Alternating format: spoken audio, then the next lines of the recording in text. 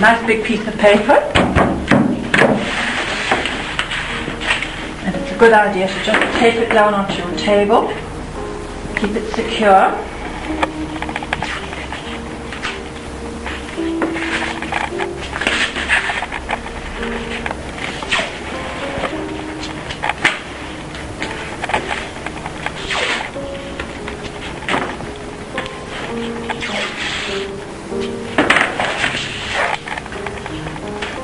Right.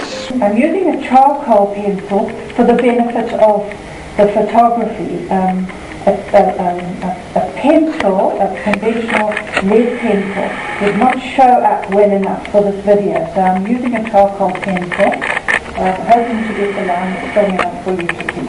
I've set up a very simple little still life here. There's no complicated drawing.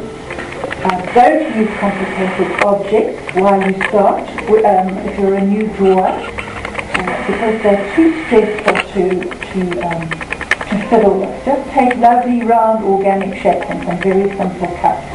Now, I'm starting with the central object, which is the middle apple. And I'm going to put it more or less in the middle of my drawing so that I know that everything else will fit in. If you, for instance, start with the front object and you put it too high in your inexperience, you might put that front object here, and by the time you've got to the back object, you're already off the paper. So it's a good idea to start centrally and put that central object somewhere near the middle. Now, try not to hold your pencil in a vice grip and grip it and try to get one perfect line. There is no such thing as this. Try to hold your pencil quite nice and loose, and just let your pencil play with the paper in lots of lovely loose lines until you start to get the feeling of the apple. Okay? Just nice loose lines. Try not to rub out. Just go on making marks on the paper until the apple starts to emerge for you. You'll see that the light is coming quite strongly from the left-hand side. So don't go and make strong marks on the left-hand side. Keep the marks on the left quite nice and light, because that's where the highlight is. Keep your lines nice and strong on the shadow side. Okay, so now there I'm fairly happy with my apple. I've got a lovely big sheet of paper so that I know I can do my object fairly big. If you had a small piece of paper, you wouldn't do your primary object that big, obviously. You would do it much smaller, so that you would be able to fit everything onto your piece of paper. Right, so this is my primary object. Now, all the other objects will get measured and placed in relationship to this primary object.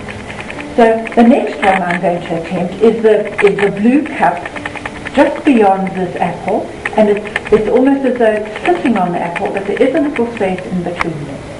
And I look at the width of my apple and the width of the cup, and I can see that the cup is a little bit narrower than the apple on this side, and on this side the base of the cup is more or less above the outer curve of the apple. So I'm comparing the essential points on my cup with the object that I've already drawn. So I think the base of my mug is sort of on that curve. And then I'll take my pencil nice and loose and just play with that ellipse at the top until it starts to look right. Okay, so look at the relationship between the width of the cup and the height of the cup. If it's looking too high, obviously you reduce the lip a little bit. And then just sort of looking for the correct size for this handle. Remember, don't look at the handle all the time. Look at the negative space in between.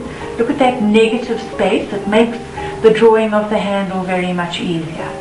Right, now I've got a more or less correct relationship, I think, between my primary object and my first mug. Now I'm going on to my second mug. The second mug is further away in space from me, so I know that the base of it must be further up on my piece of paper. As objects come closer to us, they come lower down on the piece of paper. Okay? So these two cups need to have space to... This cup is partly behind that cup, so it cannot be on the same distance from me, the same line as that cup.